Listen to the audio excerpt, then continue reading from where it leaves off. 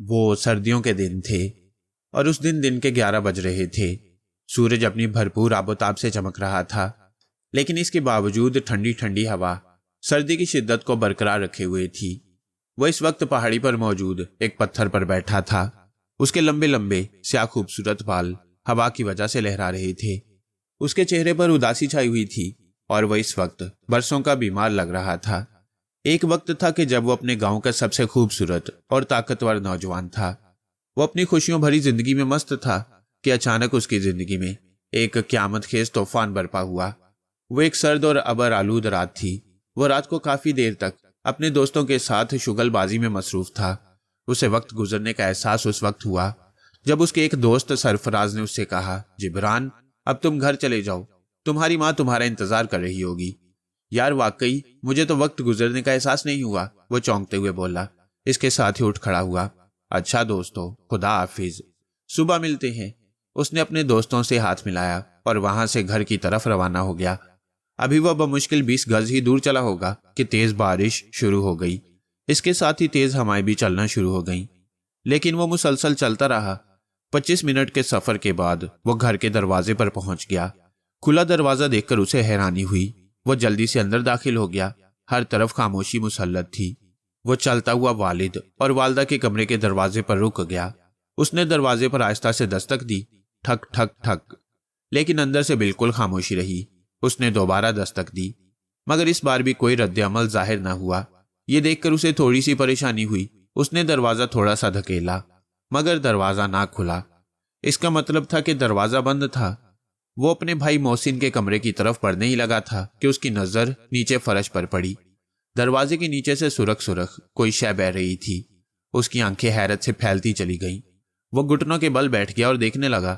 یہ دیکھ کر اسے اپنا سر چکراتا ہوا محسوس ہوا کہ وہ خون تھا جو اندر کمرے سے نکل کر باہر فرش پر بہہ رہا تھا۔ خون اضطراری کیفیت میں اس کے منہ سے نکلا۔ یکدم اس کی نظر اوپر اٹھی۔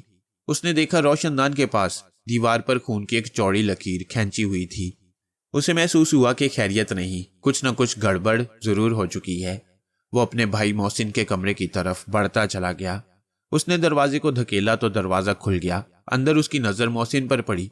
وہ الٹے منہ فرش پر پڑا تھا۔ محسن، محسن میرے بھائی، یہ کہتا ہوا وہ اس کی طرف لپکا اور اسے سیدھا کیا۔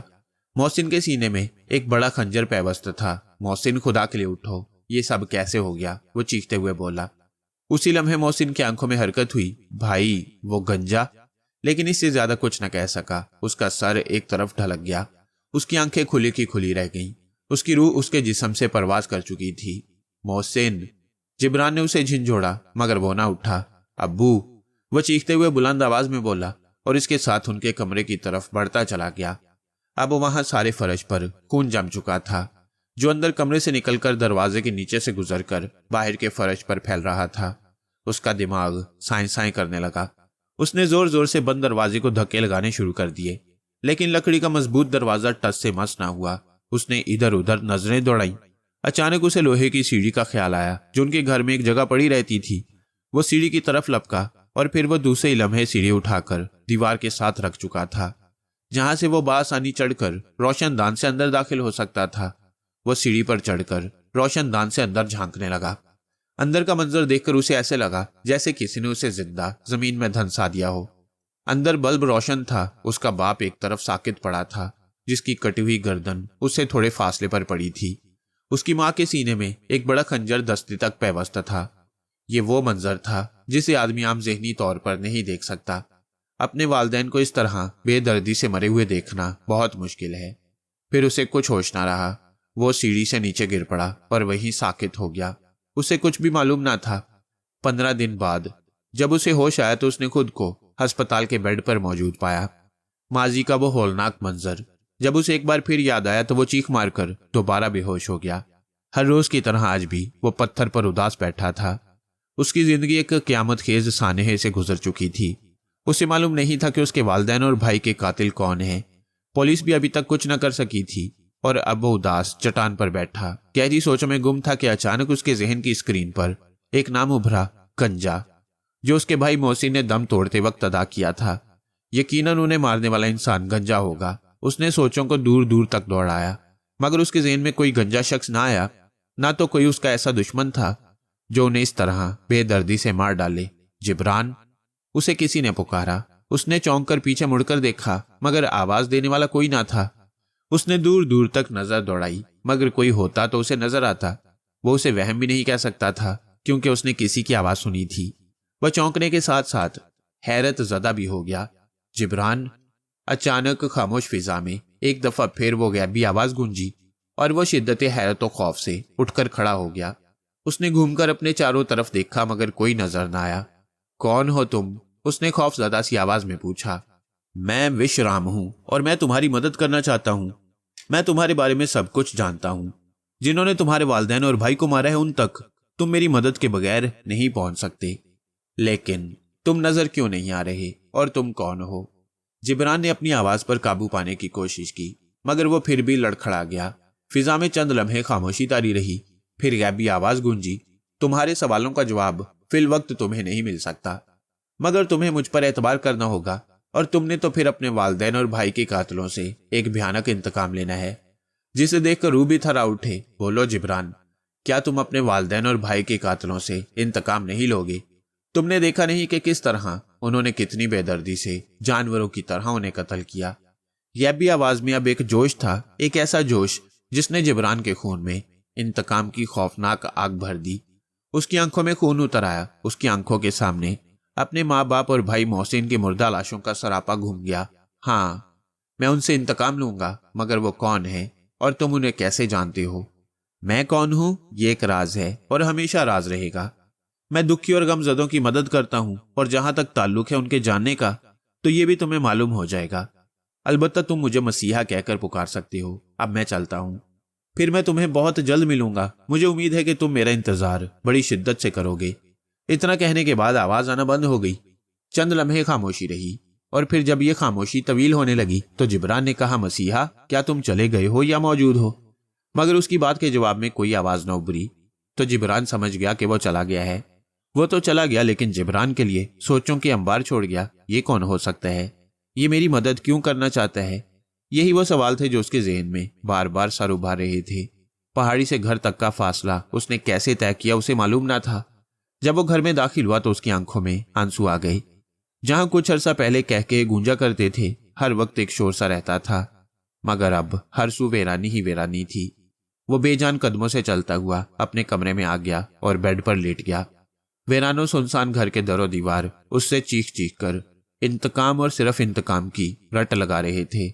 نہ جانے وہ رات کا کون سا پہر تھا کہ جب نیند کی دیوی اس پر مہربان ہو گئی اور وہ نیند کی مہربان آغوش میں ہوش سے بیگانہ ہو گیا۔ ایک سرد ٹھٹھرتی ہوئی رات تھی۔ آسمان پر گہرے سیاہ بادل چھائے ہوئے تھے۔ ویران سڑکوں پر ہوا سسکتی پھر رہی تھی۔ جب بجلی چمکتی تو لمحہ بھر کے لیے ہر منظر منور ہو جاتا اور پھر اندھیرا مزید گاڑھا ہو جاتا۔ ایک کھٹارا سی گاڑی رینگتی ہوئی چرچ کے سامنے آ کر رکی۔ بہت تیزی سے ڈرائیونگ سائٹ کا دروازہ کھلا اور ایک سیاہ چرمی بیگ دھب سے زمین پر آ گرا۔ پھر ایک سیاہ پوش لمبا ترنگا آدمی گاڑی سے باہر نکلا۔ اس کے باہر نکلتے ہی بجلی اتنے زور سے چمکی کہ آنکھیں چندھیا کر رہ گئیں۔ کڑکتی ہوئی بجلی نہایت غضبناک انداز میں نیچے کی جانب لپکی۔ ایک لمحے کو یوں لگا جیسے وہ اسی ویگن پر آ گرے گی۔ اس سیاہ پوش نے ایک جھٹکے سے سر اٹھا کر آسمان کی سمت دیکھا اور دوسرے ہی لمحے بجلی اپنا رخ بدلتی ہوئی بادلوں میں گم ہو گئی۔ سارا علاقہ ایک بار پھر اندھیرے میں ڈوب گیا۔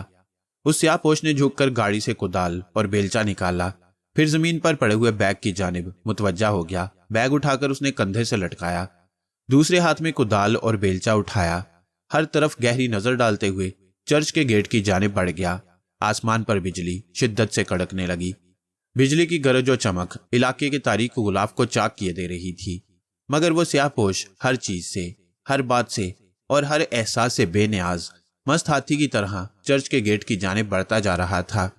آسمان کی شدت اضطراب میں اضافہ ہوتا جا رہا تھا۔ بجلی بار بار اس سیاہ پوش کی جانب لپکتی اور ہر بار رخ بدلتی ہوئی واپس بلندیوں پر لوٹ جاتی۔ وہ سیاہ پوش چرچ کی عمارت کے داخلی دروازے تک پہنچ چکا تھا۔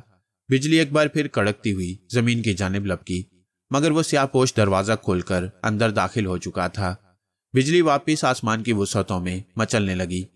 بجلی کی تیز چمک سے بار بار رات کا سیاہ ماتمی لباس چاک ہو رہا تھا۔ پھر چرچ کی عمارت سے ایک فلک شگاف چیخ بلند ہوئی اور فضا کی یک بستگیوں میں منجمد ہو کر رہ گئی۔ پھر سیاہ بادلوں کی آنکھوں سے آنسو چھلک پڑے۔ سیاہ پوش اپنی طاقتوں کی مدد سے لوگوں کے ذہنوں کو کنٹرول کیے ہوئے تھا۔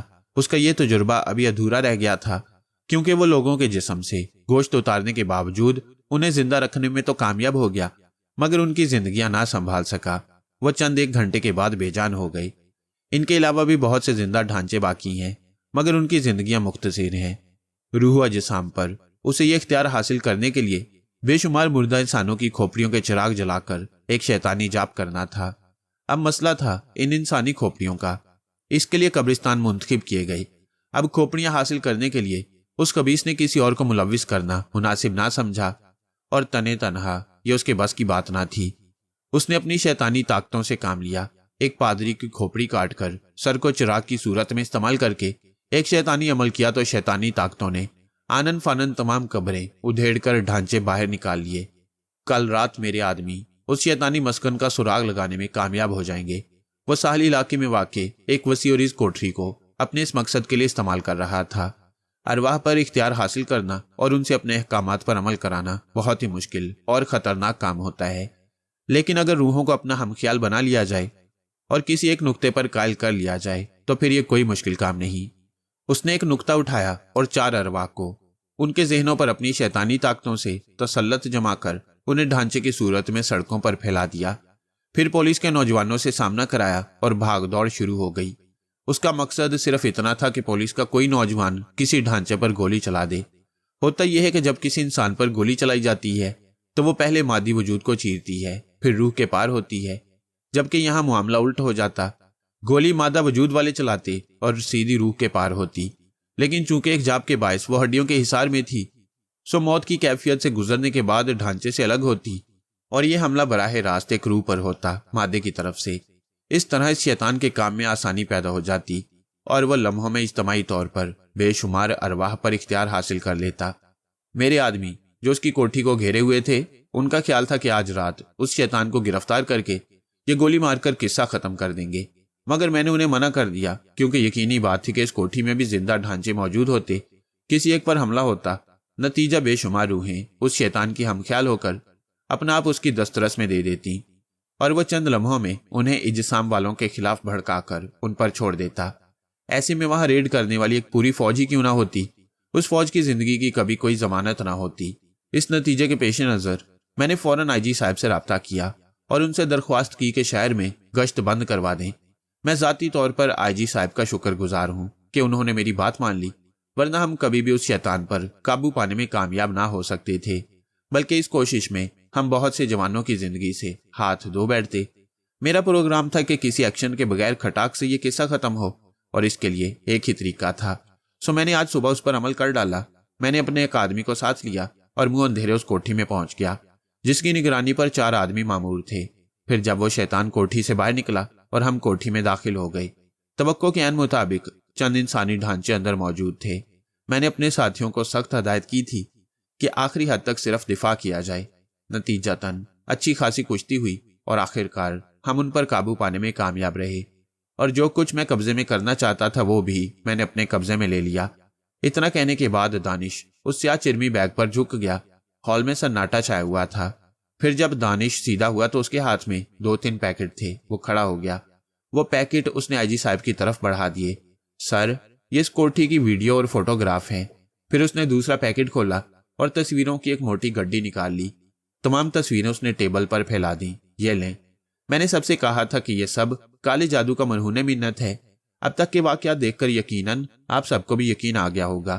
ان تمام واقعات میں کسی تنظیم یا گروہ کا ہاتھ نہیں، بلکہ ایک فرد واحد، فقط ایک دماغ کار فرما ہے۔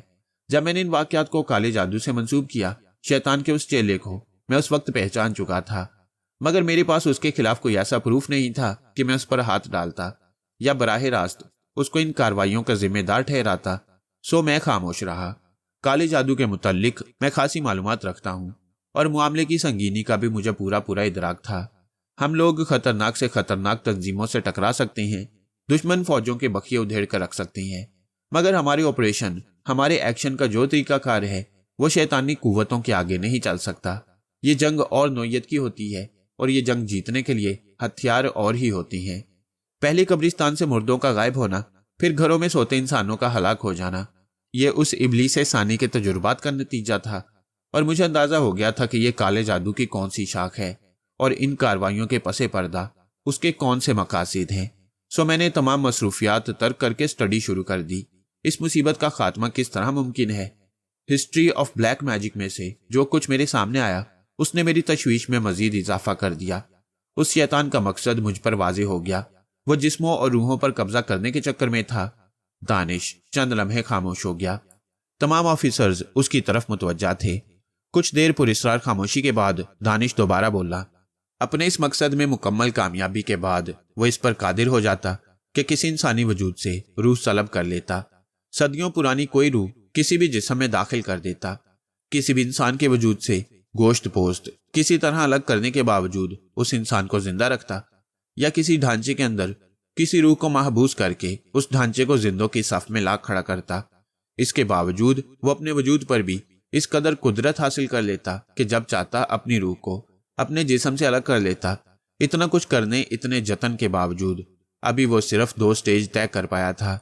एक रूह का सलब करना, दूसरा गोश्त का लिबास उतार लेना। और गुज़िश्ता रात हमारे जवानों को शहर की सड़कों पर जो जिंदा इंसानी ढांचे दिखाई दिए हैं वो कोई भूत प्रेत नहीं बल्कि जिंदा इंसान ही थे, लेकिन गोश्त से आरी। What nonsense. क्या हम यहाँ कोई अलिफ लैलवी दास्तान सुनने के लिए बैठे हैं? एक ऑफिसर ने नागवार लहजे में कहा तो दानिश उसकी तरफ मुतवज्जा हो गया। अफसोस की बात है कपूर साहब, आप उन लोगों में से हैं जो आंखों और कानों के बावजूद नावाकिफ बने रहने की कोशिश करते हैं। गुज़िश्ता 1 माह से शहर में जो तहलका मचा हुआ है, क्या उसका कोई और जवाब, कोई और तरजीह है आपके पास? नहीं है, तभी तो ये कहानी सुनने को मिल रही है। कपूर साहब, अगर आप कुछ देर खामोश रहें तो मैं केस वाज़े करने के बाद प्रूफ भी दूंगा और इस कहानी का ड्रॉप सीन भी यहीं आपके सामने करूंगा। और मुझे यकीन है कि वो सीन देखकर आप बावजूद कोशिश के अपने हलक से कोई आवाज नहीं निकाल पाएंगे। इससे पहले कि कपूर साहब दोबारा बोलते, आईजी साहब बोल पड़े, प्लीज कपूर साहब आप खामोश रहें, पहले मिस्टर दानिश को अपनी बात मुकम्मल करने दें। फिर वो दानिश से मुखातिब हुए। यस मिस्टर दानिश, आप क्या कह रहे थे? मैं इंसानी ढांचों का जिक्र कर रहा था। मैं चूंकि चंद दिन तक स्टडी रूम में महदूद होकर रह गया था और इस दौरान मुझ पर बहुत से इंकशाफात हुए, सो मुझे तवक्को थी कि कोई ऐसी कार्रवाई जरूर होगी। इसीलिए मैंने शहर में अपने आदमी फैला दिए और मुझे ताज़ा तरीन सूरत हाल का इल्म होता रहा। वो ढांचे जिंदा इंसान थे जिन्हें ढांचों में तब्दील कर दिया गया और उस वक्त अपने हवासों में ना थे, बल्कि वो शैतान किसी जगह बैठा उन्हें देख रहा था। पिछले 1 माह से पूरे शहर में तहलका मचा हुआ था। सैकड़ों इंसान पुरस्रार हालत में हलाक हो गए थे, कुछ ढांचों में तब्दील हो गई। ये कार्रवाइयां कौन कर रहा था अब तक किसी को पता ना था। जिब्रान को वो गैबी आवाज सब कुछ बता चुकी थी और अब जिब्रान इसके लिए तैयार हो चुका था कि वो बंगाल चला जाए। वहां पर उसने 11 दिन का एक खतरनाक जाप करना था। इस जाप में उसकी जान भी जा सकती थी, मगर उसके अंदर इंतकाम की आग भरी हुई थी। वो शैतान को अपने हाथों से खत्म करना चाहता था जिसने सबको हिलाकर रख दिया। गैबी आवाज हर लम्हा हर पल उसके साथ थी। जिब्रान बंगाल पहुंच गया। बंबई पुलिस फोर्स ने चर्च को अपने हिसार में ले रखा था। पुलिस, प्रेस और आला अफसरान की कई गाड़ियां चर्च की इमारत के सामने एक तवील कितार बनाए हुए थी। चर्च की एक इमारत के अकब में एक वसी और इस कब्रिस्तान था जो कई 100 कब्रों पर मुश्तमिल था। चर्च और कब्रिस्तान के इर्द गिर्द बुलंद 4 दीवारी थी जिसके बायस बाहर से अंदर और अंदर से बाहर कुछ दिखाई न देता। हजूम दोनों जानिब था, एक तरफ आम शहरियों का और दूसरी तरफ पुलिस वालों का। बाहर वाले तो बेहतर थे, अलबत्ता कब्रिस्तान के अंदर वाले काफी मुतगय्यर थे। सनसनी, वहशत, खौफो हैरत, गमो गुस्सा, अगर जज्बात व एहसासात की अक्कासी करने वाला कोई मुसव्विर वहां मौजूद होता तो उसे हर एहसास और हर कैफियत की तस्वीर नजर आ जाती। कितार में खड़ी गाड़ियों में एक और का इजाफा हुआ। आने वाला तनहा था। उसके जिस्म पर उम्दा तराश का सफेद अंग्रेजी सूट था, चौड़ा सीना, फैले हुए कंधे, सर कुदरती तौर पर बालों से बेनियाज, अलबत्ता मूंछों में कहीं चांदी चमक रही थी, मगर उसकी उम्र का अंदाजा करना खासा दुश्वार था। वो एक पुरवकार शख्सियत का मालिक था और बंबई पुलिस के लिए बड़ी अहमियत का हामिल था। लॉरेंस मैल्कम नामी ये शख्स क्रिश्चियन था और बंबई पुलिस फोर्स में एसपी के ओहदे पर फायज था। जब वो चर्च के अंदर दाखिल हुआ तो कितने ही अफराद उसकी जानिब लपके, जिनमें ज्यादा तादाद प्रेस वालों की थी जो लॉरेंस मैल्कम को बखूबी जानते थे। लॉरेंस मैल्कम के चेहरे पर चट्टानी संजीदगी थी। वो पुलिस और प्रेस वालों के घेराव में चलते हुए चर्च की अंदरूनी इमारत में दाखिल हो गया। लॉरेंस खामोशी से आगे बढ़ गया। उसने किसी से कोई सवाल ना किया। चलते हुए وہ اس بڑی سلیب کے سامنے جا رکا جس پر یسوع کو دکھایا گیا تھا۔ اس نے نہایت عقیدت سے سینے پر کراس کھینچا، چند لمحے خاموش کھڑا رہا، پھر دائیں جانب مڑ گیا اور کنفیسنگ باکس کے قریب جا کے رکا جہاں چند سپاہی کھڑے تھے اور کٹہرا کے اندر چرچ کے پادری کی لاش پڑی تھی۔ کنفیسنگ باکس کے اندر اور اطراف میں فرش پر خون پھیلا ہوا تھا جو اب جم چکا تھا۔ پادری کی دونوں ٹانگیں باکس سے باہر فرش پر پڑی تھی۔ لاش کی حالت دہشت طاری کر دینے والی تھی۔ ایک ہاتھ کوہنی کے قریب سے غائب تھا، سر کاٹ کر گردن سے الگ کر دیا گیا اور سر کی حالت بھی انتہائی عجیب کر دی گئی جو اس وقت باکس کے ایک کونے میں فرش پر پڑا تھا۔ باقی چہرے کے نقش و نگار اس حد تک مسخ کر دیے گئے تھے کہ یہ تمیز کرنا مشکل تھا کہ آیا وہ انسانی سر کا ہی حصہ ہے یا کچھ اور۔ اس پیالہ نما کھوپڑی میں کوئی سیال سا مادہ بھی موجود تھا جو خون کسی بھی صورت نہ تھا۔ لارنس نے کھوپڑی سونگی۔ جلے ہوئے گوشت اور خون کی تیز بو کے علاوہ ایک عجیب سی بو تھی جو اس نے محسوس کر لی۔ بات بالکل واضح ہو گئی تھی کہ سر کو چراغ کی صورت میں استعمال کیا گیا ہے۔ پہلی بار لارنس کے چہرے پر سائے سے لہراتے نظر آئے لیکن وہ کوئی تبصرہ کیے بغیر چل پڑا۔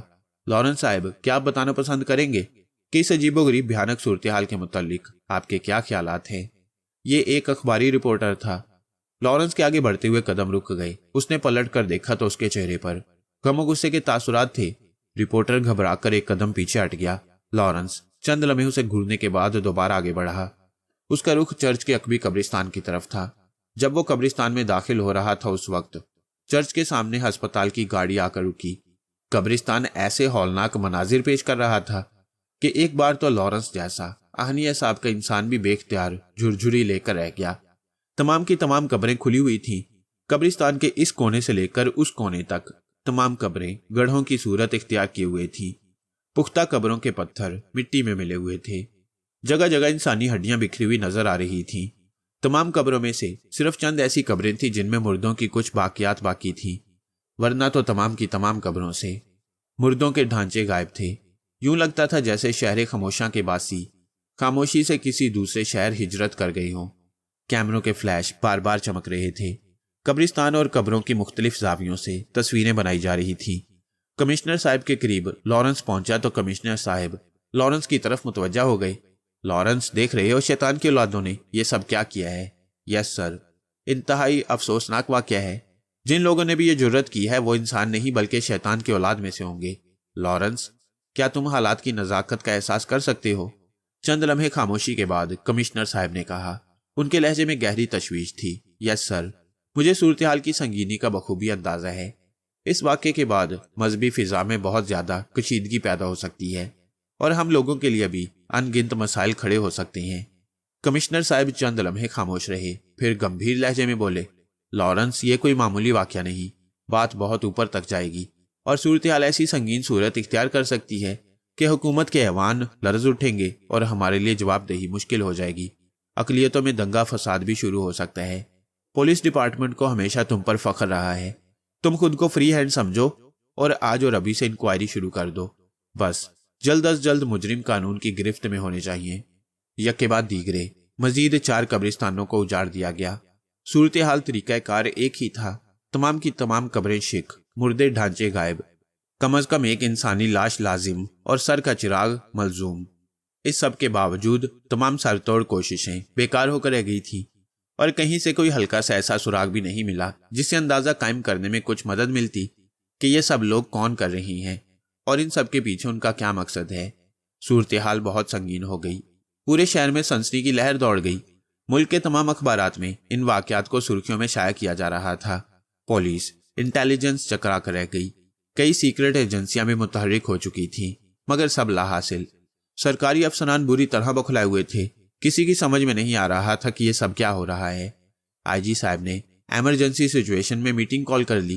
اس وقت میٹنگ ہال میں پولیس، انٹیلیجنس اور کئی خفیہ ایجنسیوں کے اعلیٰ افسران موجود تھے۔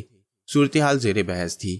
آئی جی صاحب بول رہے تھے، ہمارے لیے یہ شرم کا باعث ہی نہیں بلکہ ڈوب مرنے کا مقام ہے کہ مجرموں کو پکڑنا تو درکنار، ابھی تک ہم کوئی سراغ نہیں لگا سکے۔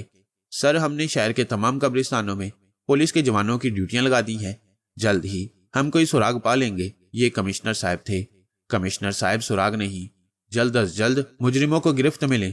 میں تو حیران ہوں کہ آخر جو لوگ یہ گھناؤنی حرکتیں، یہ کبھی فعل انجام دے رہے ہیں، ان کا مقصد کیا ہے؟ سر ہو سکتا ہے کوئی دیش دشمن تنظیم ہو جو عیسائی مسلم فسادات برپا کرنے کی خواہش مند ہو، ایک آفیسر نے کہا۔ نہیں، یہ عیسائی مسلم فسادات کی سازش نہیں، بلکہ شہر میں خوف و ہراس پھیلانے کی کوشش کی جا رہی ہے۔ ایک اور آفیسر نے اپنے خیالات کا اظہار کیا۔ مسٹر لارنس، آپ کی کیا رائے ہے؟ آئی جی صاحب نے خاموش بیٹھے لارنس کو مخاطب کیا۔ سر، میں ایک تیسرے نقطے پر پہنچ رہا ہوں، لارنس نے گمبھیر لہجے میں کہا۔ مثلاً ہوس زر، اس گھناؤنے فعل کے مرتکب مکروہ لوگ یہ سب دولت کی ہوس میں کر رہی ہیں۔ ہڈیوں سے فاسفورس حاصل کیا جاتا ہے۔ ہڈیوں کا برادہ آج کل بہت سے تجربات میں استعمال ہو رہا ہے، اور جیسا کہ میں سوچ رہا ہوں، اگر ایسا ہے تو یقینی بات ہے کہ یہ انسانی ہڈیاں کسی نہ کسی طرح ملک سے باہر سمگل کرنے کی کوشش کی جائے گی۔ ہمیں بندرگاہوں، ایئرپورٹ اور تمام زمینی راستوں کی سخت چیکنگ کرنی ہوگی۔ یقیناً ہمیں مجرموں کا کوئی سراغ مل جائے گا۔ ویری گڈ مسٹر لارنس، آپ کی بات من میں اترتی ہے، کمشنر صاحب نے ستائشی نظروں سے لارنس کی جانب دیکھتے ہوئے کہا۔ ہم ضرور چیکنگ کریں گے، مگر میرا خیال ہے کہ اس چیکنگ کا کوئی مثبت نتیجہ نہیں نکلے گا۔ اگر مجرموں کا مقصد یہی ہے جو آپ سوچ رہے ہیں تو وہ ایسا احمقانہ قدم نہیں اٹھائیں گے جس سے ان کے لیے مشکلات پیدا ہونے کا امکان ہو، آئی جی صاحب نے کہا۔ سر، آپ ٹھیک کہہ رہی ہیں، مگر ہم کوئی بھی ایسا پہلو نظر انداز نہیں کر سکتے جس سے ہمیں کامیابی کی ذرا بھی امید ہو۔ کچھ دیر سوچنے کے بعد آئی جی صاحب بولے، جو بھی ہوں، مجرموں کا طریقہ کار دیکھ کر ان کی ذہانت کو داد دینے کو جی چاہتا ہے۔ انہوں نے اپنے پیچھے ایک معمولی سا سراغ بھی نہیں چھوڑا۔ ہمارے ذہین سے ذہین آفیسرز بے بس ہو کر رہ گئے ہیں اور کہیں سے کوئی کلو حاصل نہیں کر سکے۔ مجرم بڑے شاطر اور بہترین دماغی صلاحیتوں کے مالک ہیں، مگر افسوس ہے کہ وہ اپنی صلاحیتوں کا بہت غلط استعمال کر رہی ہیں۔ بہرحال تمام بیرونی راستوں پر چیکنگ کا نظام سخت کر دیا جائے گا۔ آپ کی تمام کوشش اور نظام بیکار ثابت ہوں گے، ان سے کچھ حاصل ہونے والا نہیں۔ سبھی چونک کر بولنے والے کی جانب متوجہ ہو گئے۔ یہ دانش تھا۔ سب افسران کی نظریں دانش پر جم کر رہ گئیں۔ اتنا تو سب کو علم تھا کہ وہ خفیہ ادارے سے منسلک ہے، مگر کس ادارے سے، اس حقیقت کا علم صرف آئی جی صاحب کو ہی تھا۔ مسٹر دانش، آپ کیا کہنا چاہتے ہیں؟ آئی جی صاحب اس سے مخاطب ہوئے۔ سر، میں یہ کہنا چاہتا ہوں کہ نہ تو یہ کام کسی دیش دشمن تنظیم کا ہے اور نہ ہی اس کا محرک ہوس زر ہے۔ دانش کی آواز میں ایک عجیب سا سکوت اور ٹھہراؤ تھا۔ آئی جی صاحب کی نظریں دانش پر جم کر رہ گئیں۔ تو پھر آپ کا اس بارے میں کیا خیال ہے؟ سب کی گہری نظریں دانش کی جانب مرکوز تھیں۔ Magic, black magic. دانش کے منہ سے یہ الفاظ نکلے تو ہال میں گویا سنسنی کی لہر دوڑ گئی۔ سر، میں دعوے سے یہ بات کہہ سکتا ہوں کہ یہ انسانوں کا نہیں بلکہ کالی طاقتوں کا کام ہے۔ چند لمحے میٹنگ ہال میں پراسرار خاموشی سرسراتی رہی۔ پھر ایک آفیسر نے دانش کو مخاطب کیا۔ مسٹر دانش، آپ کے اس دعوے کی کوئی معقول وجہ بھی ضرور ہوگی۔ وجہ ہے سر، ہم سائنسی دور میں جی رہے ہیں، صرف ٹھوس حقائق کو تسلیم کرتے ہیں، مگر اس کے باوجود ہم پراسراریت اور جادو منتر کے انکاری نہیں ہو سکتے۔ روحیں بدروحیں ہمارے لیے دقیانوسی باتیں ہیں، لیکن اگر ہم ان واقعات کو غیر انسانی مخلوق سے منسوب کرتے ہوئے حالات و واقعات کا جائزہ لیں، مافوق الفطرت ہستیوں سے منسوب کر کے تحقیقات کریں، تو قابل غور باتیں سامنے آتی ہیں۔ دانش کی نظریں دوبارہ ٹیبل پر ٹھہر گئیں۔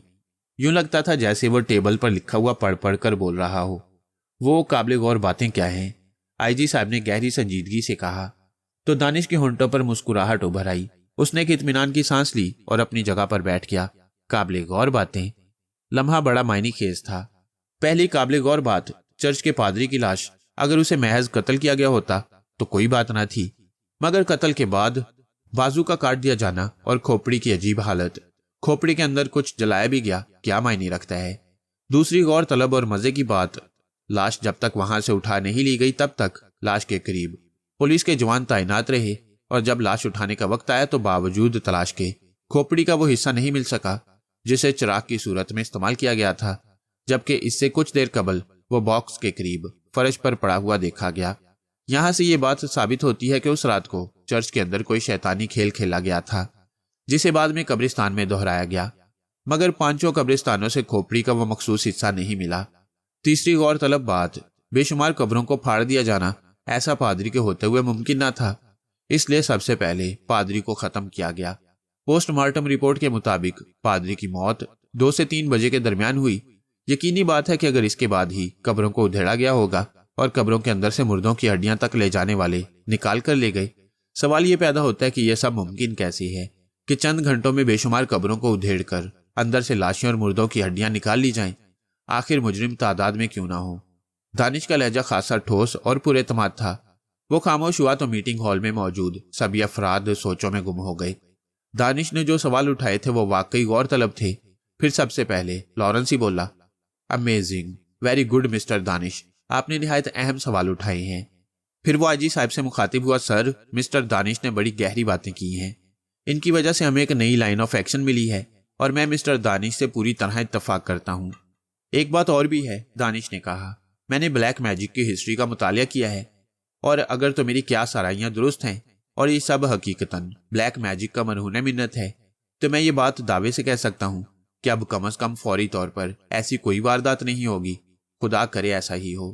پھر آفیسر لاہے عمل ترتیب دینے لگے اور کچھ دیر بعد میٹنگ برخاست ہو گئی۔ یہ ایک ابر آلود رات تھی، فضا میں دھند کی مہین سی چادر پھیلی ہوئی تھی۔ شہر کے اس مضافاتی علاقے میں زیادہ تر مسلمان آباد تھے، اور مسلمانوں کے سب سے بڑے قبرستان میں اس وقت پولیس کے 4 جوان ڈیوٹی پر مامور تھے۔ رات دبے پاؤں گزرتی چلی جا رہی تھی، چاروں طرف سناٹا اور خاموشی تھی۔ فضا میں قدرے خنکی کی آمیزش تھی۔ وہ چاروں وردیوں کے اوپر کوٹ پہنے ہوئے تھے تاکہ سردی کی شدت سے بچ سکیں۔ رات آدھی سے زیادہ گزر چکی تھی۔ پہلے پہل تو وہ چاروں سہمے رہے کہ نہ جانے کب کدھر سے قبریں پھاڑنے والے عفریت نکل آئیں، مگر وقت گزرنے کے ساتھ ساتھ ان کا اعتماد بحال ہو گیا اور وہ مطمئن ہو گئے۔ اس وقت بھی وہ قبرستان کے مشرقی حصے میں پختہ قبروں کے درمیان آگ جلائے بیٹھے تھے اور گیس لگا رہے تھے۔ بہت دور، بہت بلندی پر سیاہ بادلوں کے درمیان چاند مسکرا رہا تھا، اور بادلوں کے سیاہ ٹکڑے بدروحوں کی مانند ان کے گرد منڈلا رہے تھے۔ چاند کی روشن کرنیں دھند کی چادر سے زمین پر گر رہی تھیں۔ پھر اچانک سیاہ رات کی خاموشی میں کسی گاڑی کی انجن کی آواز نے ارتعاش پیدا کر دیا۔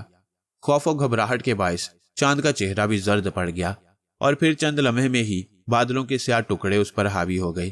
تاریکی نے پوری طرح زمین پر اپنے سیاہ منحوس پر پھیلا دیے۔ گاڑی کے انجن کی آواز قبرستان میں آگ کے گرد بیٹھے ان چاروں نے بھی سن لی۔ چاروں نے چونک کر ایک دوسرے کی سمت دیکھا۔ یہ آواز سنی تم نے؟ ان میں سے ایک نے کہا۔ ہاں، کسی گاڑی کی تھی، اور غالباً گاڑی قبرستان کے گیٹ پر رکی ہے۔ کوئی گڑبڑ ہونے والی ہے، خطرہ، جلدی کرو، یہ آگ بجھا دو، چوتھے نے تیز لہجے میں کہا اور اپنی رائفل سنبھالتا ہوا اٹھ کھڑا ہوا۔ باقی تینوں آگ پر مٹی ڈالنے لگے۔ چند لمحوں بعد ہی آگ مٹی کے نیچے دب کر بے نام و نشان ہو چکی تھی۔ آگ کے بجھتے ہی اندھیرا پھیل گیا۔ وہ تینوں بھی اپنی بندوقیں اٹھا کر اٹھ کھڑے ہوئے۔ میرے ساتھ آؤ، پہلے اٹھنے والے نے تینوں کو مخاطب کیا، اور پھر وہ چاروں ایک طرف بڑھ گئے۔ قبرستان کا سلاخوں والا گیٹ از خود میکان کے انداز میں کھلتا چلا گیا۔ گیٹ سے ایک اونچے لمبے قد کا شخص قبرستان میں داخل ہوا۔ اس کے کندھے سے ایک سیاہ چرمی بیگ لٹک رہا تھا۔ اس کے ایک ہاتھ میں کدال اور دوسرے میں بیلچا تھا۔ گیٹ سے اندر داخل ہوتے ہی وہ ایک لمحہ کے لیے رک گیا اور چاروں طرف یوں دیکھنے لگا جیسے وہ اندھیرے میں بخوبی دیکھ سکتا ہو۔ پھر وہ شخص ایک جانب پڑ گیا۔ اس کا رخ قبرستان سے ملحقہ جنازہ گاہ کی طرف تھا۔ وہ راستے میں آنے والی قبروں کو قدموں تلے روندتا ہوا آگے بڑھ رہا تھا۔ قبرستان میں چیختے ہوئے جھینگر کسی نامعلوم خوف کے احساس سے سہم کر خاموش ہو گئے۔ وہ سیاہ پوش ابھی جنازہ گاہ سے کچھ فاصلے پر ہی تھا کہ اچانک کسی جانب سے 4 افراد نمودار ہوئے اور ایک کرخت آواز اس کی سماعت سے ٹکرائی۔ رک جاؤ، خبردار، اپنی جگہ سے 1 انچ بھی حرکت نہ کرنا، ورنہ سینے میں گولی داغ دوں گا۔ ساتھ ہی ٹارچ کی تیز روشنی اس کے چہرے پر ڈالی گئی، مگر اس نے برق رفتاری سے بیلچا منہ کے آگے کر لیا۔ پولیس کے 4 جوان اس پر بندوقیں تانے ہوئے تھے۔ کون ہو تم؟ اس سے سوال کیا گیا، مگر سوال کے جواب میں اس نے بیلچا اپنے چہرے سے ذرا نیچے سرکا لیا۔ اس کا چہرہ ٹارچ کی روشنی کی زد میں تھا۔ پولیس کے 4 جوانوں کے چہروں پر سنسنی کے تاثرات پھیلے ہوئے تھے۔ ایک لمحہ کو انہوں نے اس کی کشادہ پیشانی دیکھی اور بڑی بڑی وحشتناک آنکھیں جن میں درندوں کی طرح سرخی پھیلی ہوئی تھی۔ پھر اس نے بیلچا چہرے سے ہٹا لیا۔ اس کے چہرے پر نظر پڑتے ہی ان 4 کے منہ حیرت و بے یقینی سے کھل گئے۔ شاید انہیں اس بات کی توقع ہی نہ تھی۔ اس گرانڈ ڈیل نے بجلی کی سی تیزی کے ساتھ بیلچا گھمایا۔ نتیجے میں ایک کا آدھا سر کٹا تو دوسرے کی گردن الگ ہو گئی۔ باقی دونوں شدید بوکھلاہٹ میں پیچھے ہٹے، مگر وہ درندہ صفت انسان ان کی توقع سے کہیں زیادہ پھرتیلا نکلا۔ اس نے برق رفتاری سے تیسرے پر کدال سے حملہ کر دیا۔ کدال کی نوک اس کی کھوپڑی میں اترتی چلی گئی۔ اس نے چیخنے کی کوشش کی، مگر شاید کدال کی نوک اس کی کھوپڑی سے ہوتی ہوئی اس کے حلق میں اتر گئی تھی، اس لیے وہ چیخ بھی نہ سکا۔ اتنے میں چوتھا اس پر گولی چلا چکا تھا، مگر فائر مس ہو گیا۔ اس نے دوبارہ ٹریگر دبا دیا مگر فائر اس بار بھی مس ہو گیا۔ پھر اس سے پہلے کہ وہ تیسری بار کوشش کرتا یا پلٹ کر بھاگتا، اس وحشی انسان نے کدال کو نصف دائرے کی صورت میں گھماتے ہوئے اس پر حملہ کر دیا۔ اس بیچارے نے بچنے کی بہت کوشش کی مگر کدال کی بھرپور ضرب اس کے جبڑے کا بھرکس نکالتی ہوئی چہرے سے پار گزر گئی۔ اس کی اذیتناک کرا اس کے حلق میں پھنس کر رہ گئی۔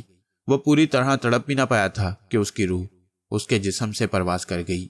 آج خلاف معمول دھند گاڑی تھی اور فضا بھیگی ہوئی تھی۔ انتظامیہ کو ایک نیا دھچکا لگا۔ سخت انتظام اور پہرے کے باوجود ایک اور قبرستان کو پامال کر دیا گیا۔ قبرستان میں پہرا دینے والے چاروں سپاہیوں کو نہایت بے دردی سے قتل کر دیا گیا۔ طریقہ کار مختلف نہ تھا۔ انسانی کھوپڑی کا چراغ جلایا گیا، قبریں پھٹی ہوئی تھی اور مردے غائب۔ گزشتہ واقعات کی روایت کے مطابق پولیس افسران قبرستان میں موجود تھے اور قبرستان کا معائنہ جاری تھا۔ آئی جی صاحب بذات خود قبرستان میں موجود تھے۔ تمام افسران کے چہرے پر الجھنے اور پریشانی کے تاثرات ثبت تھے۔ پھر بعد میں دانش وہاں پہنچا تو اس کے قریب آتے ہی آئی جی صاحب نے کہا، مسٹر دانش، یہ کیا ہے؟ آپ نے تو کہا تھا کہ اب فوری طور پر کوئی حادثہ نہ ہوگا اور کل کی رات یہ سب ہو گیا۔ اس کا مطلب یہ ہوا کہ آپ کی کیا سرائیاں غلط تھیں؟ دانش نے اپنے اطراف میں ایک گہری نظر ڈالی اور ٹھوس لہجے میں بولا، مگر میں نے تو کل تک جو کچھ کہا تھا وہ محض کیا سرائیاں تھیں، مگر اس وقت وہ باتیں ٹھوس حقیقت بن چکی ہیں اور انداز یقین میں بدل گئی ہیں۔ اب میں پورے وثوق سے کہہ سکتا ہوں کہ ان تمام واقعات کے پیچھے ایک شیطان کا ہاتھ ہے۔ کیا مطلب؟ مسٹر دانش، آپ جو کچھ کہنا چاہتے ہیں ذرا کھل کر کہیں۔ سوری سر، مجھے فورس مت کیجیے گا، ابھی میں اس بارے میں کچھ نہیں کہوں گا، البتہ بتائے دیتا ہوں کہ میں شیطان تک پہنچ گیا ہوں۔ بس جیسے ہی کوئی پروف ہاتھ آیا، اس کی شخصیت واضح ہوئی، میں اس پر ہاتھ ڈال دوں گا۔ Okay young boy, as you wish, I G صاحب نے کہا۔ Thank you sir. دانش وہاں سے ہٹا اور لاشوں کے قریب پہنچ گیا۔ وہ بڑے غور سے لاشوں کا جائزہ لے رہا تھا۔ پولیس اپنی رسمی کارروائیوں میں مصروف تھی۔ پھر جب لاشوں کو وہاں سے ہٹایا گیا تو دانش قبرستان سے باہر نکل آیا۔ اس نے اپنی کار سٹارٹ کی ہی تھی کہ اسے وائرلیس پر سگنل موصول ہوا۔ یس دانش، اٹینڈنگ یو، اس نے سیٹ کو آن کرتے ہوئے کہا۔ بلیک ایگل رپورٹنگ سر۔ ہوں، اس نے ہنکارا بھرا۔ سر، بنجر زمین گزشتہ 35 سالوں سے غیر آباد رہی ہے اور ان 35 سالوں کے انتظار کا کوئی فائدہ نہیں ہوا۔ میں نے ہوائی کھاد بھی ڈال دی مگر فصل کا نام و نشان تک نہیں۔ ہوں، تم ایسا کرو، وہ زمین خدا کے سپرد کر دو اور اپنی پرانی زمین آباد کر لو۔ اور دانش نے سیٹ آف کر دیا۔ چند لمحے کسی گہری سوچ میں ڈوبا رہا، پھر سر جھٹکتے ہوئے اس نے گاڑی آگے بڑھا دی۔ ابھی قبرستان اور مردوں کی گمشدگی یا چوری کا معمہ حل نہ ہو پایا تھا کہ انتظامیہ کے لیے ایک نئی سردردی اور پیدا ہو گئی۔ سری رام گپتا شہر کے ایک معروف صنعت کار تھے۔ ان کی کوٹھی اس وقت پولیس کے اعلیٰ افسران سے بھری ہوئی تھی۔ گھر کے افراد اور ملازم بری طرح دہشت زدہ تھے۔ دانش، لارنس اور چند دیگر معتبر آفیسرز اس وقت سری رام گپتا کے بیڈ روم میں موجود تھے۔ دروازہ اندر سے بند تھا۔ باہر مسلح افراد تعینات تھے اور پریس والوں کو بیڈ روم کے دروازے سے دور رکھنے کی کوشش کر رہے تھے۔ اندر موجود افراد پریشانی، خوف اور الجھن مختلف کیفیتوں کا شکار تھے۔ سامنے سری رام گپتا کے بیڈ پر ایک انسانی ڈھانچہ پڑا ہوا تھا۔ ہڈیوں کی تازگی اور چمک سے یوں لگتا تھا جیسے ابھی ابھی ڈھانچے کے وجود سے گوشت پوست کا لباس اتار کر ڈھانچے کو یہاں لٹایا گیا ہو۔ اس ڈھانچے کے علاوہ پورے کمرے میں کوئی غیر معمولی چیز نہ تھی۔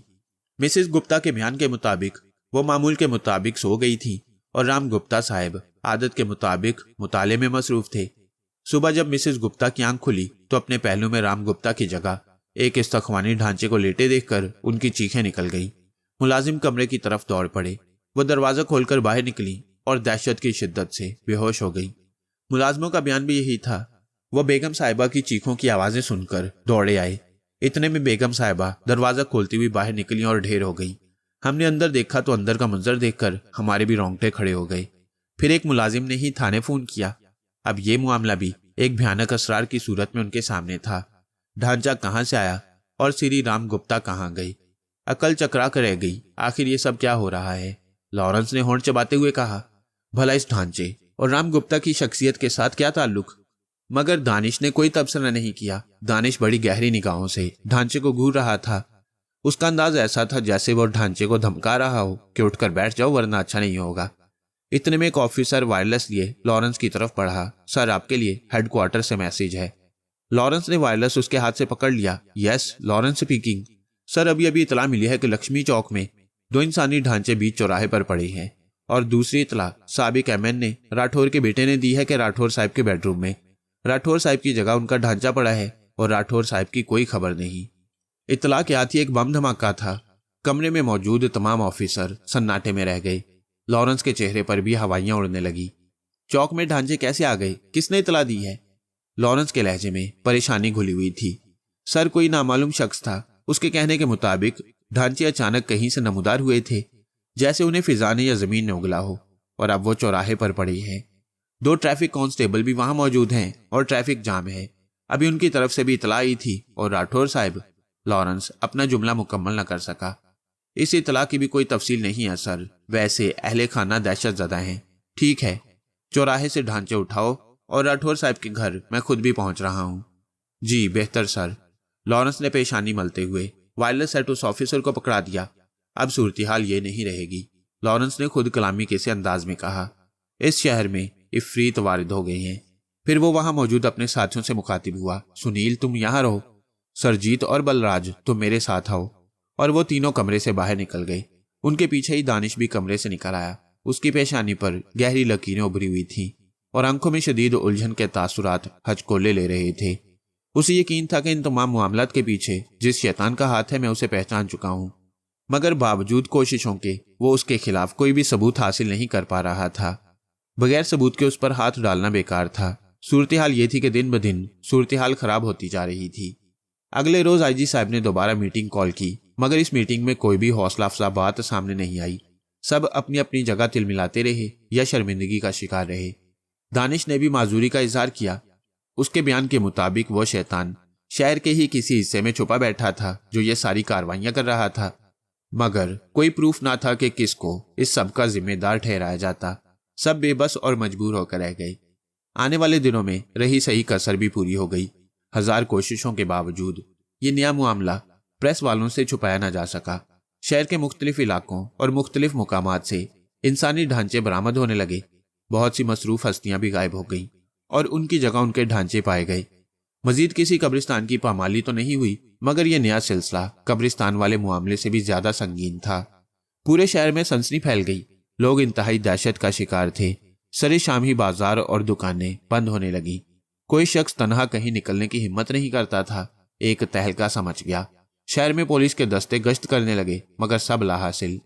لوگ اس نادیدہ بلا سے چھپتے پھر رہے تھے جو جیتے جاگتے انسانوں کو ڈھانچوں میں بدل دیتی تھی، مگر تمام کوششیں بیکار تھیں۔ انسان غائب اور ڈھانچے ظاہر ہوتے رہے۔ انتظامیہ، تمام سرکاری ایجنسیاں اور مذہبی رہنما اس صورتحال سے چکرا کر رہ گئے، مگر کوئی حل تلاش نہیں کیا جا سکا۔ آج صبح سے ہی آسمان سیاہ بادلوں کی لپیٹ میں تھا۔ سورج غروب ہونے سے قبل بادل اتنے گہرے ہو گئے کہ تقریباً اندھیرا چھا گیا اور پھر بارش بھی شروع ہو گئی۔ ہلکی ہلکی چلنے والی ہوا ٹھٹھرائے دے رہی تھی۔ شہر میں پولیس کی 20 موبائل گاڑیاں چکراتی پھر رہی تھیں۔ ایک تو ان دنوں کی صورتحال، دوسرا موسم کی ایسی تبدیلی۔ سڑکیں اور بازار تقریباً سنسان ہو چکے تھے۔ موبائل گاڑی روڈ پر آگے بڑھ رہی تھی۔ بارش نے بھی اچانک ہی زور پکڑ لیا۔ پانی یوں برسنے لگا جیسے بادلوں کا سینہ کھل گیا ہو۔ ڈرائیور نے وائپر چلا دیے، مگر ونڈ سکرین سے پانی ہٹانے میں وائپرز کی حرکت ناکام ثابت ہو رہی تھی۔ مجبوراً ڈرائیور کو رفتار مزید کم کرنا پڑی۔ دور دور تک سڑک ویران نظر آ رہی تھی۔ کہیں کوئی گاڑی یا جاندار دکھائی نہیں دے رہا تھا۔ یہ صورتحال دیکھ کر ڈرائیور سیٹ کے ساتھ بیٹھے ہوئے سپاہی نے ڈرائیور کو مخاطب کیا، نریندر، بارش بہت تیز ہو گئی ہے، بہتر ہوگا کہ کچھ دیر کے لیے گاڑی کہیں سائیڈ پر روک لو۔ بارش کا زور ٹوٹے گا تو پھر راؤنڈ مکمل کر لیں گے۔ نریندر نے گہری سانس لیتے ہوئے گاڑی ایک طرف روک دی اور جیب سے سگریٹ کا پیکٹ نکال لیا۔ یہ بھی صحیح ہے، راؤنڈ بھی لگا لیں گے، اور کیا کرنا ہے، ہونے والا تو کچھ ہے نہیں، فضول میں گشت کرنے کا فائدہ۔ اس نے ایک سگریٹ خود سلگایا اور ایک برابر بیٹھے ہوئے ساتھی کو دے دیا۔ اس کے علاوہ 2 سپاہی مزید گاڑی میں موجود تھے جو عقبی حصے میں بندوقیں سنبھالے بیٹھے تھے۔ گاڑی کے شیشے فل چڑھے ہوئے تھے۔ اس کے باوجود انہیں سردی کا شدید احساس ہو رہا تھا۔ نریندر میاں، جب انسان ڈوب رہا ہوتا ہے تو بغیر سوچے سمجھے ہاتھ پاؤں تو چلاتا ہے، چاہے کچھ حاصل ہو یا نہ ہو۔ وہ خود کو یہ وشواس دلانے کی کوشش کر رہا تھا کہ میں اپنے بچاؤ اور حفاظت کی پوری کوشش کر رہا ہوں۔ ہمارے بڑے بھی یہی کر رہے ہیں، خود کو بہلا رہے ہیں۔ مصیبت میں تو ہماری جانیں پڑی ہوئی ہیں، انہیں اس بات سے کیا غرض کہ انہیں کچھ فائدہ ہوتا بھی ہے یا نہیں۔ मजा तो तब है कि हमारे बड़े भी ढांचों में बदल जाएं। ना बड़े होंगे ना हम पर यह अजाब होगा, नरेंद्र ने कहा। वो नहीं होंगे तो उनकी जगह। बात करते हुए वो चौंक पड़ा। विंड स्क्रीन पर वाइपर चल रहा था और पानी आबशार की तरह गिर रहा था। उसकी नजर विंड स्क्रीन से बाहर सड़क पर जमकर रह गई, जहां फुटपाथ पर लगे बिजली के पोल के नीचे किसी की मौजूदगी का शक सा गुजर रहा था। उसकी नजरों के ताकुब में नरेंद्र ने देखा जहां फुटपाथ पर लगे बिजली के पोल के नीचे कोई बैठा हुआ दिखाई दे रहा था। पानी की मोटी चादर में से उसका महज हैवला ही दिखाई दे रहा था। मलगजी सा अंधेरा और पानी का गदलापन उसे सिर्फ उस पोल के नीचे किसी की मौजूदगी का शक सा गुजर रहा था। क्या वहां कोई मौजूद है? लग तो यही रहा है जैसे कोई बैठा है। इतनी शदीद ठंड और बारिश में कौन पागल का बच्चा भीगेगा, नरेंद्र ने मुतहय्यर लहजे में कहा। गाड़ी उसी तरफ ले चलो, जरा देखें तो सही। नरेंद्र ने गाड़ी स्टार्ट की और उस पोल की जानिब बढ़ा दी जहां सचमुच कोई बैठा था और मूसलाधार बारिश में भीग रहा था। नरेंद्र ने हेडलाइट्स भी ऑन कर दी और गाड़ी सीधी उसके सामने लेता चला गया। और फिर जब गाड़ी उसके बिल्कुल सामने पहुंची तो बेख्तियार नरेंद्र का पांव ब्रेक पर जा पड़ा। उसकी सांसें हलक में अटक कर रह गई और आंखें फटी की फटी रह गईं। वह इंसानी ढांचा था जो फुटपाथ पर जमा हो जाने वाले पानी में इत्मीनान से टांगे पिसारे बैठा था। हैरत की शिद्दत और खौफ और दहशत, उसके सीने की पसलियों के अंदर धड़कता दिल और फूलते पिचकते फेफड़े गाड़ी की हेडलाइट्स में वाज़े दिखाई दे रहे थे। नरेंद्र के साथी की हालत भी खराब थी। गाड़ी उसके सामने रुकी तो उस ढांचे ने सर उठाकर सामने देखा। वो दोनों झुरझुरी सी लेकर रह गए। आंखों की जगह नजर आने वाले सुराखों में से मोटे मोटे सफेद डेले चमक रहे थे। ढांचे ने फौरन इस्तख्वानी हाथ चेहरे के सामने कर लिया, जैसे रोशनी से चेहरा छुपा रहा हो। फिर अचानक वो तड़प कर अपनी जगह से और पानी में छपाक छपाक करता एक तरफ कूद पड़ा। दोनों मबहूत होकर रह गए। उनकी हालत ये थी कि काटो तो लहू नहीं। नरेंद्र के हाथ पर बंदी घड़ी ने अलार्म बजाया तो जैसे उन पर तारी सख्ता टूट गया। मोबाइल में सब इंस्पेक्टर सीतू राम 4 सिपाहियों के हमरा गश्त पर था।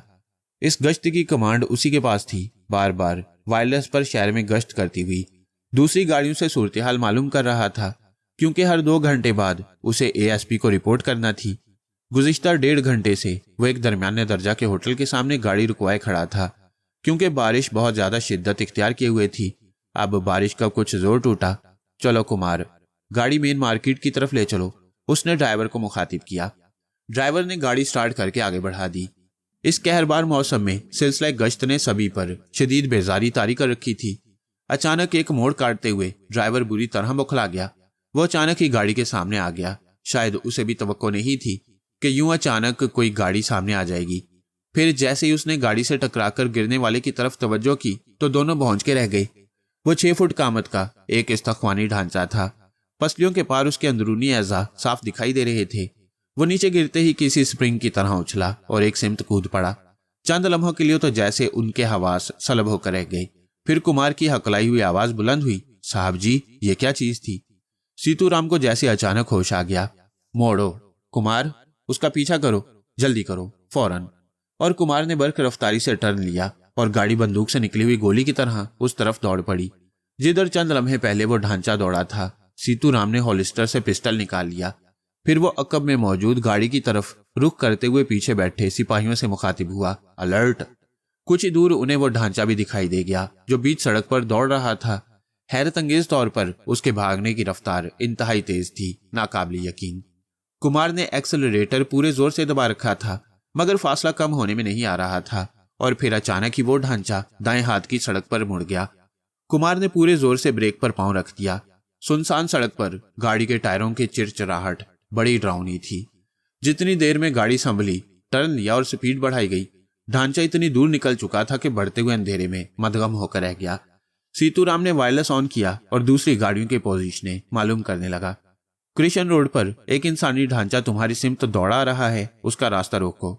सर, अभी हमने भी एक जिंदा ढांचा देखा है, वो भी उसी सिमत दौड़ा है। ताकुब करो, पूरी कोशिश करो कि सही सलामत हाथ लगे। कोई अंदेशा हो तो बिला तामल फायर खोल देना, बेहतर जनाब। उसी लम्हे सीतू राम को पैगाम मौसूल हुआ, सर 740 से कुंवर अजीत बोल रहा हूँ। अभी अभी गणेश चौक पर हमारे एक जिंदा इंसानी ढांचे से सामना हुआ जो कृष्ण रोड की सिमत दौड़ा है। सर विश्वास कीजिए, हमने होशो हवास में देखा है, वो ढांचा ही था और हैरत अंगेज तौर पर उसके भागने की रफ्तार बहुत ज्यादा तेज थी। ठीक है, उसका ताकुब करो। कोशिश करना कि काबू आ जाए, बसूरत दीगर फायर खोल देना। जी जनाब, जो हुक्म। सीतूराम के चेहरे पर शदीद परेशानी और उलझन के तासुरात उभर आए। दानिश अपने स्टडी रूम में मौजूद था। उसके सामने टेबल पर कागजों के पलंदे और किताबों के अंबार लगे हुए थे। एक तरफ जाने कौन सी सदी के अखबारात का ढेर पड़ा था। उसके हाथ में पेंसिल दबी हुई थी और वो कागजों पर नक्शे बनाने में मसरूफ था। कभी वो किताबों में सतरें खींचने लगता। कई घंटे से वो इसी काम में मसरूफ था, और इस काम में वो इस कदर मसरूफ था कि उसे कुछ होश ही ना था। उसकी आंखों में तशवीश की परछाइयां थीं और कुशादा पेशानी पर परेशानी की लकीरें फैली हुई थी। अचानक बज उठने वाली बेल पर वो बुरी तरह चौंक पड़ा। एक नजर उसने घड़ी की तरफ देखा। शाम के 5:05 हो रहे थे। उसने पेंसिल रखते हुए रिसीवर उठा लिया। Yes sir, black eagle. Danish सीधा होकर बैठ गया। कहो। सर, जमीन ट्रेस कर ली गई है। दूसरे खित्तों से उठाई गई फसल का भी पता चल गया है। वेरी गुड, जबरदस्त। दानिश बेख्तियार बोल उठा। अंधेरा कदरे गाढ़ा हो गया था और बारिश में बहुत हद तक कमी वाक़ई हो गई। कुमार ने एक्सेलरेटर पर पूरा दबाव डाल रखा था। चंद लम्हे बाद ही उन्हें सड़क पर दौड़ता हुआ ढांचा भी दिखाई दे गया। जल्दी उन्होंने उसे जा लिया। अब सूरत हाल ये थी कि बीच चौराहे पर 4 जिंदा इंसानी ढांचे खड़े थे और चारों तरफ से 20 मुसल्ला सिपाही उन ढांचों को निशानों पर लिए हुए थे। गाड़ियों की हेडलाइट्स में दिन का समा पैदा हो गया। सीतूराम पिस्टल संभाले गाड़ी से नीचे उतर आया। तमाम सिपाही मुसल्ला थे, मगर किसी के अंदाज में एतमाद नहीं था।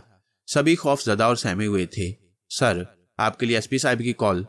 कुमार ने सीतूराम को मुखातिब किया तो वो गाड़ी की सिमत बढ़ाया। जी, सीतूराम बोल रहा हूं। सीतू, गश्त बंद कर दो, सभी को इतला करो और हेडक्वार्टर पहुंच जाओ। सर, इस वक्त 4 जिंदा ढांचे हमारे निशाने पर हैं, वही जिनके मुतल्लिक मैंने आपको कुछ देर कबल इतला दी थी।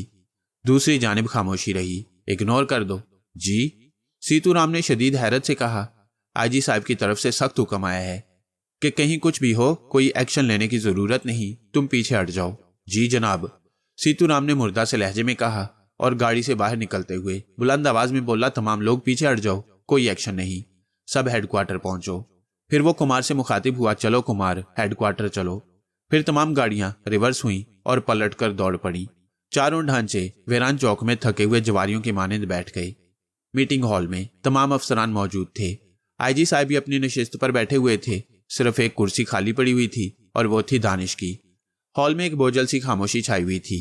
काफी देर से दानिश का इंतजार किया जा रहा था, मगर उसकी कुछ खबर ना थी। सभी बेजार दिखाई दे रहे थे। आईजी साहब भी इस्तराब में मुब्तला थे। उनकी आंखों से परेशानी झलक रही थी। ये मीटिंग उन्होंने महज दानिश के असरार पर कॉल की थी। वो मीटिंग बर्खास्त करने का इरादा कर ही रहे थे कि हॉल का बैरूनी दरवाजा खुला और दानिश अंदर आ गया। उसकी हालत देखकर सभी चौंक पड़े। उसके कपड़े मिट्टी में लुथड़े हुए थे, गिरेबान फटा हुआ था, बाल बिखरे हुए थे। हाथ में एक बड़ा सा स्याह चिरमी बैग था।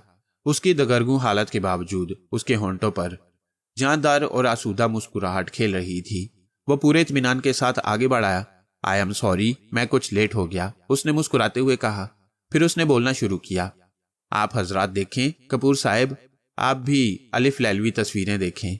दानिश पेंट की जेबों में हाथ डालकर टहलने लगा और बाकी तमाम ऑफिसर तस्वीरों में मसरूफ हो गए। चंद एक तस्वीरों में दानिश और ढांचे गुत्थम गुत्था नजर आ रहे थे। कोठी मुख्तलिफ जावियों से शूट की गई थी। एक तस्वीर में ढांचे रस्सियों से जकड़े नजर आ रहे थे। एक हॉल कमरा था, वहां इंसानी खोपड़ियों और हड्डियों के अंबार लगे हुए थे। ये उस शैतानगाह के मुख्तलिफ हिस्सों के मनाजिर हैं जहां ये तमाम फितने पनप रहे थे, मगर अब उस मनहूस इमारत पर मेरे आदमियों का कब्जा है। दानिश ने हॉल में टहलते हुए कहा, हैरत अंगेज, बेहद नादिर, तुमने हकीकतन बहुत बड़ा काम किया है। बहुत उम्दा मिस्टर दानिश। आईजी साहब की मुसर्रत दीदनी थी। Thank you sir. दानिश ने गर्दन खम करते हुए कहा, बट यंग बॉय, हमारा इत्मीनान अधूरा है। जुराइम की तफसीलात, मुजरिम का तरीकाकार और उसके मुकासिद तो हमारे इल्म में आ चुके हैं, मगर तुमने अभी तक मुजरिम के मुतल्लिक कुछ नहीं कहा। जब तक ऐसा खतरनाक मुजरिम आजाद है, जुराइम के खात्मे का तस्वुर महाल है। जब तक वो हमारी गिरफ्त से दूर है, हजारों अंदेशे हमारे जहनों में कुल बुला रही हैं।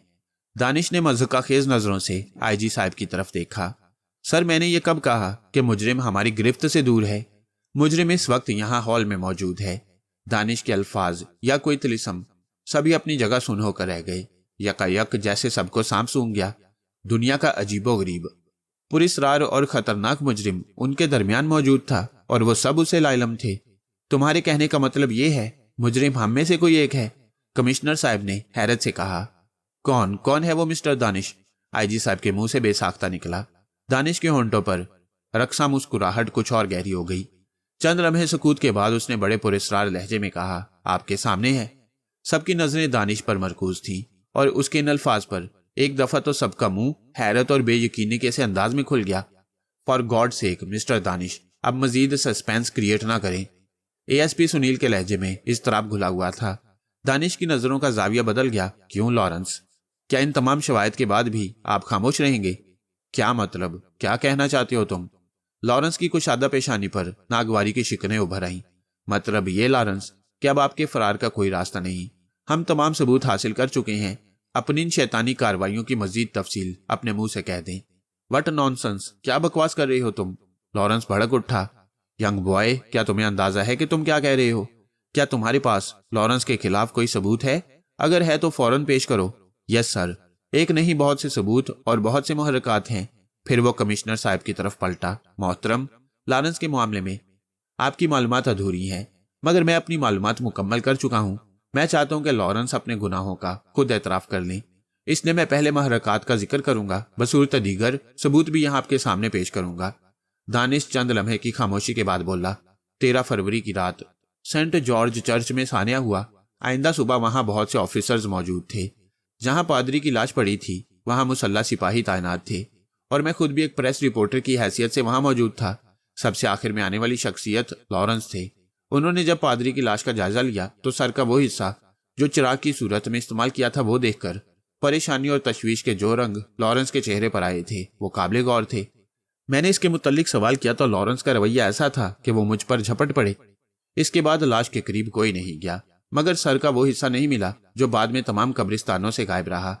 यहाँ उनकी शैतानी ताकतें काम करती थी। कई हजार इंसानी खोपड़ियां और हजारों रूहों की इकाई भी उन्हीं खोपड़ियों में थी जिनको बतौर चिराग इस्तेमाल किया गया। अगर वो उनके हाथ से निकल जाती तो सब कुछ निकल जाता। मुझे उसी दिन लॉरेंस पर शुबा हो गया था, सो मैंने अपने आदमी उनके पीछे लगा दिए। 22 फरवरी की मीटिंग के दौरान जब मैंने इन वाकयात को काले जादू से मंसूब किया, वो भी मेरी एक चाल ही थी जो कामयाब रही। दानिश ने टेबल की जानिब इशारा किया। इस टेबल की सतह बहुत साफ है, शीशे का गुमान होता है। मैं उस वक्त इसमें लॉरेंस के तासुरात का ही जायजा ले रहा था और वो तासुरात मेरी गिरफ्त में आ गए। मैंने कहा था कि ये काली ताकतों का काम है और अब फौरी तौर पर ऐसा कोई वाकया रूनवा नहीं होगा। लॉरेंस को ये किसी तौर पर गवारा ना था कि किसी का जहन शैतानी ताकतों की तरफ जाए। सो मेरी तवक्को के अन मुताबिक लॉरेंस ने उसी रात एक और कब्रिस्तान पामाल कर डाला। अब जरा उन वाकयात की तरतीब पर गौर करें। पहला वाकया 13 फरवरी को रूनमा हुआ, दूसरा 15 को, तीसरा 17 को, चौथा 19 को, पांचवा 21 को और छठा 22 को। यानी पहले 5 वाकयात ताक तारीखों में हुए, दूसरा एक दिन के वक्फे से, जबकि छठा मुतजाद है। यह लॉरेंस की नफ्सियाती हरकत थी। 22 तारीख की सुबह ही मेरे आदमी ने, जो कि लॉरेंस की निगरानी पर मामूर था, मुझे वायरलेस पर इन्फॉर्म किया। मुझे वायरलेस पर इतला दी कि लॉरेंस गुज़िश्ता 35 घंटों से फ्लैट पर नहीं पहुंचे। उसने फ्लैट की तलाशी भी ली मगर कुछ हासिल न हुआ। ये बात भी गौरतलब है कि जब कोई ऐसा वाकया रूनमा हुआ, सर लॉरेंस इस दौरान गायब रहे। क्यों मिस्टर लॉरेंस, क्या अब भी आप इनकारी होंगे? उसने चुभते हुए लहजे में कहा। तुम्हारी ये बकवास बेफायदा और फजूल है। लॉरेंस का लहजा तलखी लिए हुए था। कमिश्नर साहब आईजी साहब से मुखातिब हुए। सर, इन तमाम वाकयात से कहां साबित होता है कि इन सब वाकयात का जिम्मेदार लॉरेंस है? आईजी साहब इस्तफामिया नजरों से दानिश की तरफ देखने लगे। दानिश ने उस बैग की जिप खोल दी जो वो अपने साथ लाया था और फिर टेबल पर उलट दिया और फिर उससे जो कुछ बरामद हुआ उस पर नजर पड़ते ही कई अफसरान की चीखें निकल गईं। कई ऑफिसर बौखलाहट में कुर्सियों समेत उलट गए। खुद आईजी साहब भी हड़बड़ा कर उठ गए। टेबल पर कटी हुई इंसानी खोपड़ियां बिखर गईं। लॉरेंस के चेहरे पर भी हवाइयां उड़ रही थीं। अक्काई तुम्हारे हाथ से निकल गई मिस्टर लॉरेंस। अब ये मेरी दस्तरस में है। अब तुम्हारे इख्तियार में कुछ नहीं। तुम पूरी तरह बेबस हो चुके हो। फिर वो रुख बदलकर आईजी साहब से मुखातिब हुआ। सर, बाहर कुछ मेहमान हैं, मैं उन्हें अंदर बुलाना चाहता हूँ। हाँ हाँ बुलाओ। 1 मिनट, अभी आ जाती हैं। आईजी साहब की कैफियत दगरगूं थी। फिर उन्होंने एक कोने में लगा हुआ बटन प्रेस किया। एक नौजवान अंदर दाखिल हुआ जिसके साथ चंद बुर्कापोश खवातीन थीं। दानिश बोला, अरे अपना हुस्न तो दिखाओ। हुस्न देखने के लिए होता है, नाके छुपाने के लिए। फिर उन सब ने अपने चेहरों से नकाब उलट दी। उन्हें देखकर कई ऑफिसर्स की चीखें निकल गईं। वो सब ढांचे थे। دوستو، تمہاری اس ذلت آمیز حالت کا ذمہ دار تمہارے سامنے موجود ہے، ڈھانچوں کو دانش نے مخاطب کرتے ہوئے کہا اور لارنس کی طرف اشارہ کیا۔ لارنس پر شدید بوکھلاہٹ طاری ہو گئی۔ اس نے تیزی سے اٹھنے کی کوشش کی مگر ٹیبل اور کرسی سے الجھ کر گر پڑا۔ ڈھانچوں نے اسے دبوچ دیا۔ پورا ہال لارنس کی کربناک چیخوں سے گونج اٹھا۔ وہ بری طرح سے تڑپ رہا تھا، خود کو ڈھانچوں کی گرفت سے آزاد کرانے کی کوشش کر رہا تھا، مدد کے لیے پکار رہا تھا، مگر ڈھانچے پوری طرح اس پر حاوی تھے۔ جو کچھ اس نے بویا تھا وہ انہیں کاٹ رہا تھا۔ پھر آہستہ آہستہ اس کی چیخیں مدھم پڑتے پڑتے دم توڑ گئیں۔ اب اس جگہ لارنس کا اپنا ڈھانچہ پڑا تھا، جس کے اطراف گوشت کے لوتھڑے اور خون کا ایک تالاب سا نظر آ رہا تھا۔ استخوانی وجود میں محبوس روحیں محدود وقت کی حدود سے آزاد ہو گئیں۔ جبران کا جاپ مکمل ہو چکا تھا۔ وہ اپنی طاقت کی مدد سے سب کچھ دیکھ چکا تھا۔ اس کے ہونٹوں پر ایک فاتحانہ مسکراہٹ تھی اور دانش اس کا بہت شکر گزار تھا، کیونکہ شیطانی سلسلہ ختم ہو گیا تھا۔